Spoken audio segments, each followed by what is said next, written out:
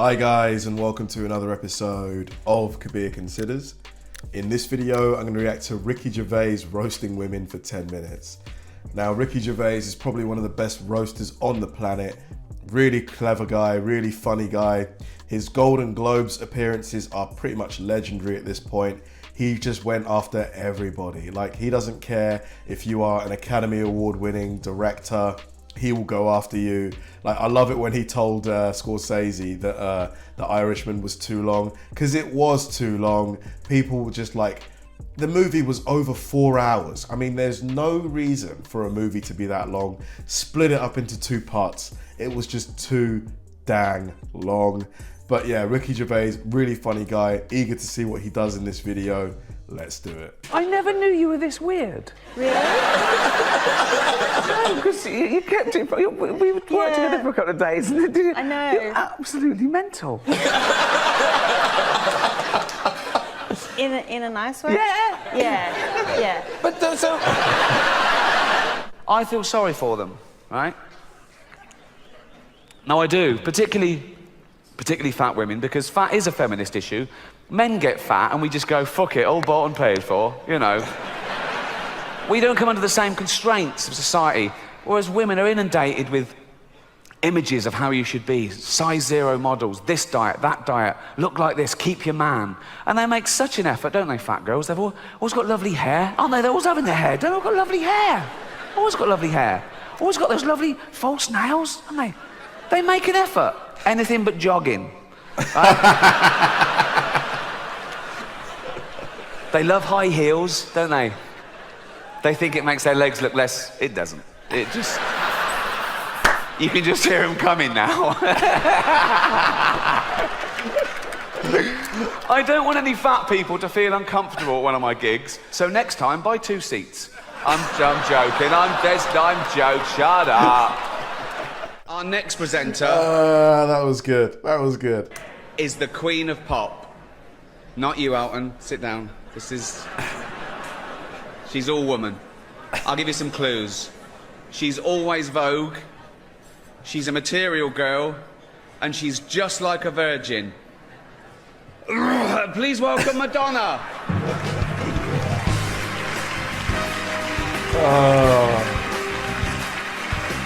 Wow, isn't she like 70? Madonna? Looks pretty good. For 70.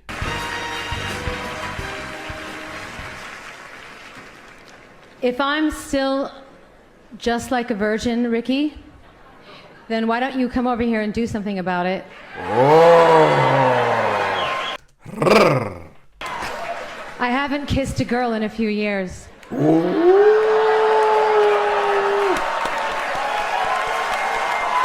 Not bad. Not bad. On TV. I trended on Twitter that day. I trended. I wasn't even there. Nothing to do with me. Because people were saying, what would Ricky Gervais have said? What would have happened to Ricky Gervais? Well, nothing. And I said this live. I said nothing would happen to me because I wouldn't have told a joke about his wife's hair. I'd have told a joke about her boyfriend, and that was the joke. But someone from the press was in, and then that got put in the press. So this is the Will Smith keep my wife's name.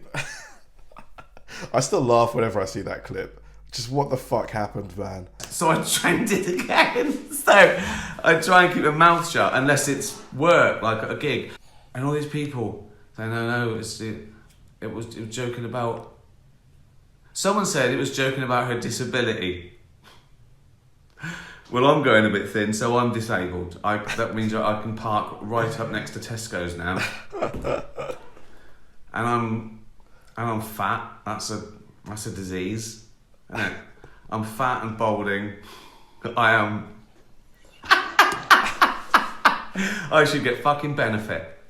He's a little bit crazy, Ricky. He's definitely a little bit unhinged up there. But actors aren't just loved here in Hollywood. They are loved the world over because they're recognisable. You can be anywhere. You could be in the third world, okay, and you get a glimpse of a Hollywood star, and it makes you feel better, okay? You could be a little child, a little Asian child, with no possessions and no money, but you see a picture of Angelina Jolie, and you think, oh, Mummy.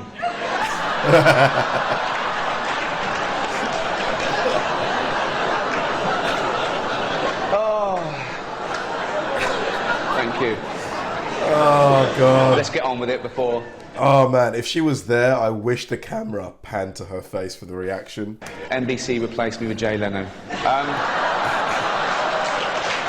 For everybody, you went to the Achilles heel of everybody. Like, when you tell a woman who's, you know, that it's, you know, she looks old, that just hits a woman deep in the... Who did I say that to? I think you said something about the Sex and the City women, like about... I said it was airbrushed, and I said, we know how old you are, girls. I saw one of you in an episode of Bonanza. Okay. Right?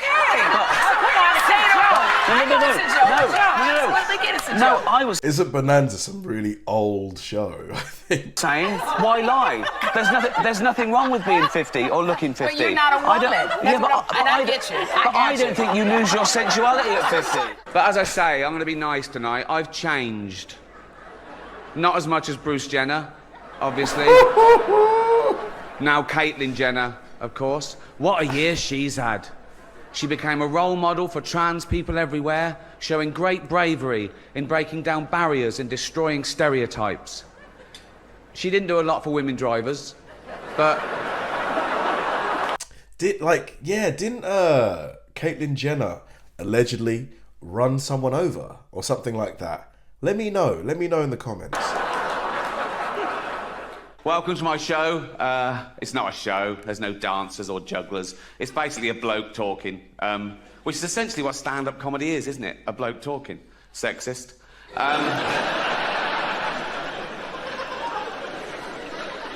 What about all the funny female comedians? Like, No.